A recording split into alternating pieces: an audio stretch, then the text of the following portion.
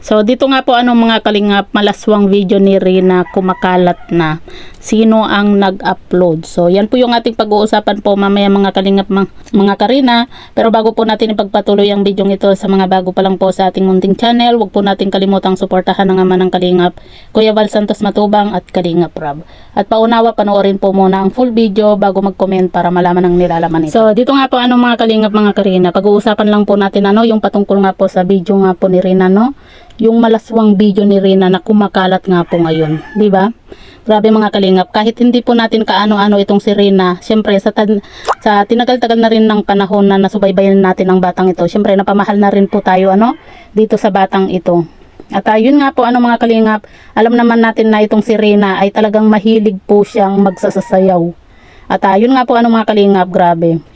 May kumakalat nga po ngayon na video nga po ni Rina, malaswang video, na kung saan sumasayaw nga po itong si Rina na nakataas po yung kanyang bra, na halos nasa leeg na po niya yung kanyang bra. At syempre, 'di ba? Alam naman natin na itong si Rina ay talagang nagdadalaga na at malaki din yung kanyang hinaharap nga po.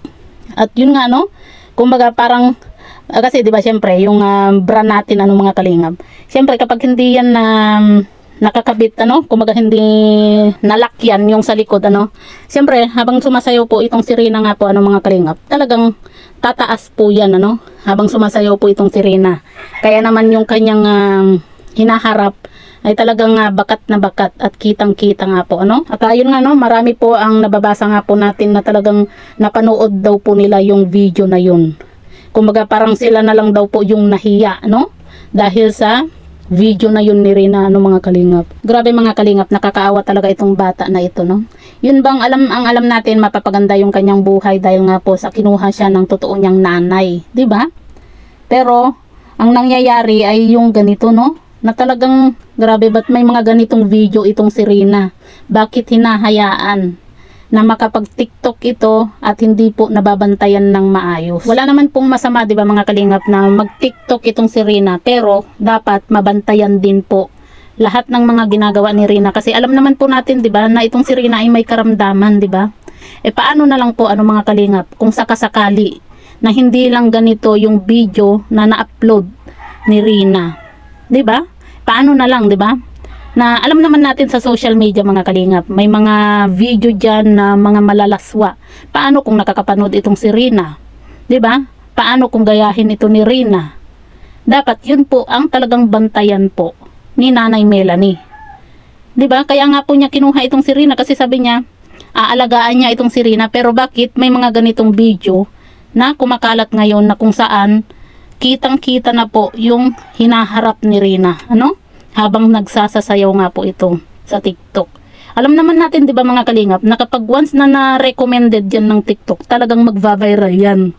Kahit pasabihin natin na na-private na yan, hindi natin maiiwasan na meron na pong nakapag-save ng mga video na yan. Tapos gagamitin yung video na yun para sa pansarili nilang interes, Dahil kasi syempre alam naman natin na itong si Rina ay sikat, 'di ba? Syempre magva-viral at magva-viral 'yan kung ang habol ay views. 'Di ba mga kalingap? Syempre kung kalingap ang nakapag-save ng mga video na 'yan, pwede mo pa siyang mapakiusapan na 'wag i-upload. Pero yung mga hindi po kalingap na talagang ang habol ay viral at malaking views, hindi mo po 'yan mapipigilan na i-upload nila. Tapos sasabihin nila, pwedeng tawag dito, pwedeng kasuhan. Wala pong kasalanan yung nakapag-save na yun, dahil dapat binabantayan itong si Rina, hindi yung hinahayaan kung ano yung kanyang mga ginagawa. Nandun na po tayo mga kalingap na okay lang na itong si Rina ay nagti-TikTok. Kasi yan naman po talaga ang hilig ni Rina mga kalingap. Pero yung hahayaan mo yung bata na mag-TikTok na panay ang cellphone, 'di ba? Alam naman natin na itong si Rina ay may karamdaman, 'di ba? Kumbaga nagpapagaling pa po itong si Rina. Tapos kapag nalaman na ganito ganyan, magagalit si Nanay Melanie. Si Nanay Melanie, 'di ba? Kawawang bata talaga itong si Rina mga kalingap. Dito pa lang napapabayaan na Tapos 'di ba na may naririnig din po tayong balita na itong si Rina ay talagang dadalhin sa ibang bansa. Paano na lang mga kalingap kung sakasakali na mangyari yung ganun na itong si Rina ay madala na talaga nila sa ibang bansa. Ano pang magagawa, 'di ba? Ni Nanay Melanie kung sakaling nasa ibang bansa na itong si Rina, tapos kung ano-ano yung ipagawa sa kanya, 'di ba? Alam naman natin na wala sa tamang itong si Rina kasi may karamdaman nga. Kaya ang nakakawa dito mga kalingap mga Rina, itong si Rina kawawang bata. Sayang na sayang mga kalingap. Kasi ang laki na po ng nagawa ng kalingap para mapagaling, para gumaling itong si Rina. Pero yan nga ang nangyayari dahil nung kinuha siya ni Nanay Melanie ay yan. Wala pa pong isang taon, wala pang kumbaga hindi pa po nagtagal itong si Rina kaya Nanay Melanie, pero may mga ganitong na lumalabas na hindi maganda. At siyempre, 'di ba, kahit na private na natin yung video mga kalingap, napanood na po 'yan ng iba. Talagang kung mababasa po natin mga kalingap, yung mga sinasabi ng mga nakapanood, grabe mga kalingap. Talagang kumbaga sinasabi nila napanood din daw po nila yung video na yun ni Rina. Kumbaga sila na lang daw po yung nahihiya, no? Dahil nga po sa ginagawa ni Rina na yun na pagsasayaw na TikTok. Alam natin na itong si Rina, wala po siya kumbaga hindi naman intention yun ni Rina, Biruin niyo mga kalingap, 'di ba? Sumasayaw itong si Rina na nakataas yung kanyang bra, 'di ba? Alam natin yun, lalo na sa mga kababaihan, 'di ba?